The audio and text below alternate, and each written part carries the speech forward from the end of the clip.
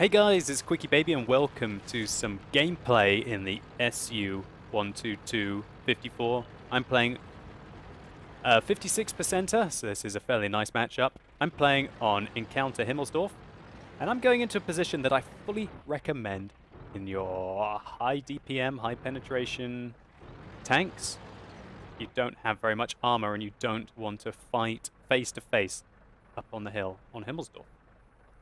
So, Castle von Himmelsdorf, if that's what it's called, you really need to be very careful about going around the west, because there's becoming a bit of a new meta on this map, and you'll see quite a lot of players, especially the ones that arguably are more skilled, doing exactly what I'm doing here. And that is lining up along the D line for my team, and lining up along the G line for the enemy team. And that's because when you go round the west on Castle von Himmelsdorf, you really open yourself up to a hell of a lot of fire. Whoa, that one really nearly went through that window. But unfortunately, we got spotted for it. Okay, there's Ferdinand coming round here. Don't really want to get shot by him. Thankfully, this mound of rubble that comes out allows us to get quite a lot of cover. And it's annoying that he's pushed down the heavy line. And thinking about it, a push down the heavy line is a great counter for what I'm doing here. Because if you can spot the enemies that are doing this to your team, then you can allow your team up on the hill to be shooting down upon them. So as we can see here, oh my word, Jagdpanzer 100, got to fire and get out of there really quickly. And check out the very dangerous 122mm on this tank. That's quite confusing because quite a lot of the 122mm in the game, and you'll be right if you're a little bit confused by this, do 390 damage. However, this is the 122mm like on the IS-4. And it actually does 440 alpha damage. So I've decided that that alleyway is getting a little too hot with the Jagdpanzer 100 and the Ferdinand. Now I saw that the Jagdpanzer 100 was going straight down the heavy alleyway, and I think that he wants to go for the Jagdpanther too, and I would be right.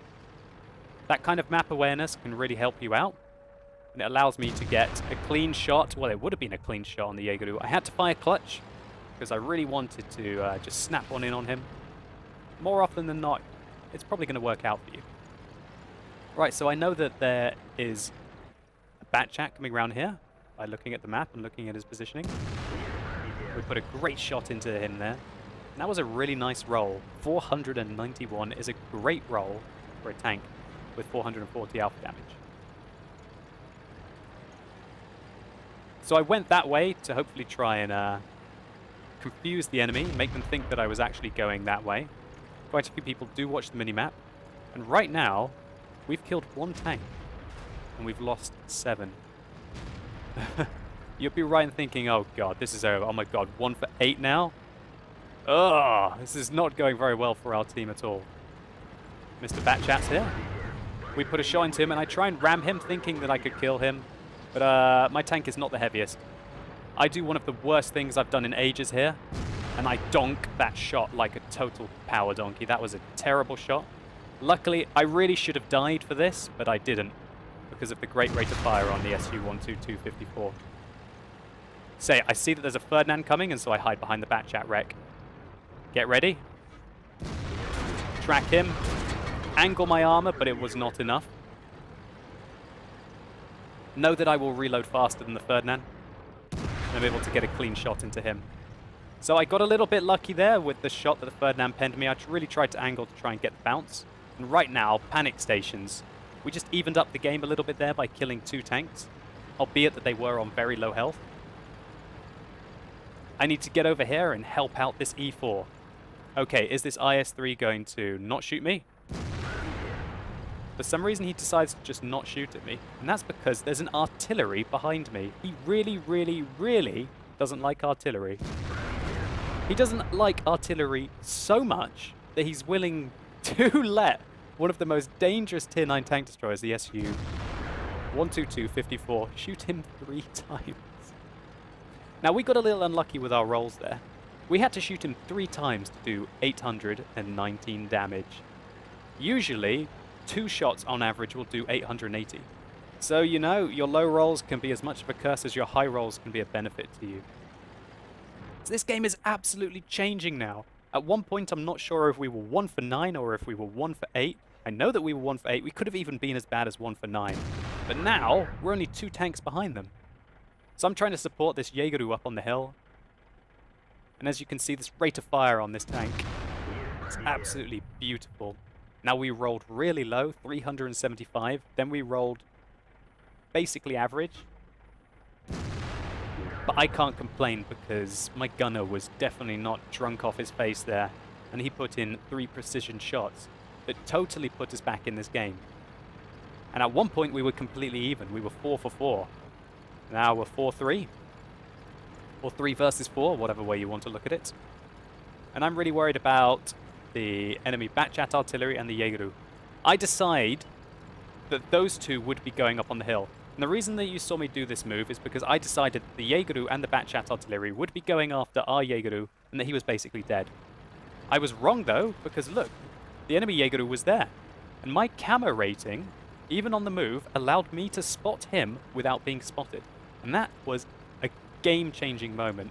The fact that my camo rating on the move allowed me to spot him and not be spotted allowed the T-110E4 to leave the cap and take a defensive location. Now I fired clutch there at the Waffenträger, just hoping that I would hit him. He decides that he's going to come around the corner and shoot me once, but my rate of fire is good enough to be able to finish him off. I'd rather have not taken a shot there, but really to get the kill on him, it's not the worst result. So the Jaegeru just got the kill on the E4, and it doesn't look like the E4 was able to penetrate him because he's on a ridiculous amount of health. So my plan right now is get away from the Jaegeru and try and kill this T-30 or the Batchat. Oh my god, the T-30's right there, so I stopped to try and aim at him. He's not there. Okay, now this is a big thing. Remember what I keep saying in my recent videos about make them think that you're going one way, and then change your direction. So for all intensive purposes, that T-30 thought I was YOLOing down that alleyway. What I did is as soon as I became unspotted, I stopped. He thinks I'm going down that alleyway. He's pretty slow to react, and we confirm the kill. I go out. I decide to go back in because I'm worried about the Batchat aiming at me. The Batchat could very easily be aiming from the top of the hill, so I decide to hide behind here. I load an HE shell because I can kill the Batchat with 1 shot, and oh my god, I did not expect the Batchat to be there. Now, just to pause quickly, because I'll tell you what was going through my mind. Okay, I thought, okay, a Batchat has fired. Lots of you might think, okay, hell yeah, I'll just turn around and shoot the artillery. All artillery have really long reload times. However, this is a Batchat 15558. What that means is that he has an autoloader, i.e. I'm getting the hell out of there as quickly as we can. We can see that possibly one of the most stupid players I have ever witnessed in World of Tanks, aka Franz CZ, congratulations to you, dude, you just got a massive shout out, pings the map and calls me an absolute muppet, blah blah blah. I'm not even going to tell you exactly what he says. He is one of those, he just doesn't understand, he just didn't understand. He doesn't understand that the Batchat has an autoloader and that he was fully aimed at my location. If I'd stayed there, the Batchat probably 8 times out of 10 would have killed me. And so that's why I moved. If it had been a tier 9 Batchat, completely different story. The tier 9 Batchat does not have an autoloader, and I would have turned around and I would have simply dealt with him there and then, or I would have chased him. Because I knew that the Jaegeru, last spotted here, will be probably on his way along here, or he'll be on his way along here to try and catch up with me. So what I'm thinking right now is, alright, that Batchat's probably chasing me. I want to try and get up on the hill and spot. My camera rating, as we saw, is fantastic. And hopefully I can spot the Jaegeru without him spotting me. Now, if I spot him, I'm not necessarily going to fire. I just want to know about his position to know if I can try and get after the Batchat again. And I must give a big congratulations to Franz CZ for being one of the first people I have ignored in the game in a very long time. But let's not focus on him, let's focus on what I think is happening. So right now I'm thinking that either the Jaegeru decided to go down here or he's gone over here to try and chase me. What I actually think is that if the Jaegeru had gone down here, he would have initially gone down there, but then he'll probably be around here. So I decide to go the long way around because I feel like it gives me the most opportunities to avoid him. I think the Jaegeru might be camping here. I'm really worried about this left turn. Luckily luckily he doesn't spot us. So So I'm thinking now that the bat chat has probably set up around K1, K2, or maybe he's gone up to A1, A2, and the Jaegeru's going to start to defend the cap. And boy, was I wrong. The bat chat was chasing me. Now I have an HE shell loaded, which means that I do 530 alpha damage if I penetrate, but I only have 630 millimeters of penetration. Now the bat chat has 490 health, so the chances of me penetrating with an AP shell and killing him in one shot is only about 1 or 2 out of 10, if it's at all possible. So right now, I see the bat chat. He's going to try and side scrape to come and shoot me. I decide I've got my HE shell. I know this isn't going to kill him. I'm pretty sure this isn't going to kill him. What I can do is just flash my shot at him and take off a huge amount of his health. It also takes his track off. Unfortunately for me, what he does is he repairs his track. Now I made a bit of a misplay here, as you're going to see, and it cost me my life. I shot him right there. The shell hit right there on the beak of his armor. I just missed his lower plate. If I'd hit here, the HE shell would have probably killed him. If I'd shot him up here, the HE shell would have probably killed him. But I didn't. And so I lost the game right there and then.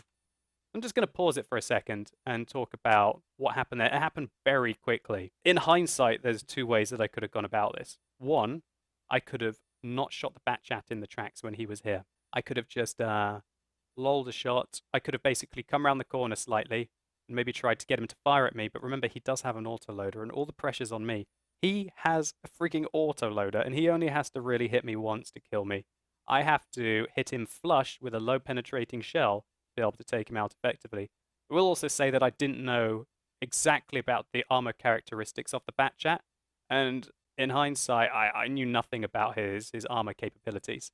What was going through my mind is that I need to kill him in one shot. I've got 490, fire the HE shell. What I should have done is reloaded an AP shell. No, I didn't. I didn't reload an AP shell. After I hit him with the first one, I should have just loaded an AP shell, been calm and collected, and just gone for him. I really thought that all I had to do was just splash him with that HE damage to be able to kill him with the second shot. However, I shot badly. I could have aimed anywhere here. I could have aimed anywhere here. Didn't want to shoot his gun because that's a risky place. But I could have basically shot him anywhere here, and I would have been able to confirm the kill. However, no, I kind of donked the shot a little bit, and we effectively lost against the tier 10 autoloader artillery there. There was a lot of pressure on me, and I didn't remain calm, and I lost the game for it. If I'd been able to kill this bat chat, I'm fairly sure that I might have been able to hunt down this Jaegeru. Fair enough, he had 1,776 health. I would have had to shoot him like 4 to 5 times. But I gave it my best shot anyway. This replay was really to show you what's going through my mind in these kind of pressure situations. I know you guys appreciate these kind of replays. And I really wanted to highlight quite a lot of the things about outsmarting your enemy, using map awareness to know where you need to be, and also just to show you just how amazing the SU-12254 is. It's a hell of a tank. It's an amazing gun on a great platform that can relocate very quickly to get where it's needed. And it also has armor that, albeit when you look at the post-game stats, didn't hold up for me here, can still have a lot of luck. Anyway, let's take a quick look at the post-game stats. Anyway, this was a bit of a heartbreak for me in the SU-12254. This was a mastery badge for our loss. Got 2,064 experience. We finished top on damage and got 6 kills with 4,812 damage. And look at this, distance traveled on Himmelsdorf.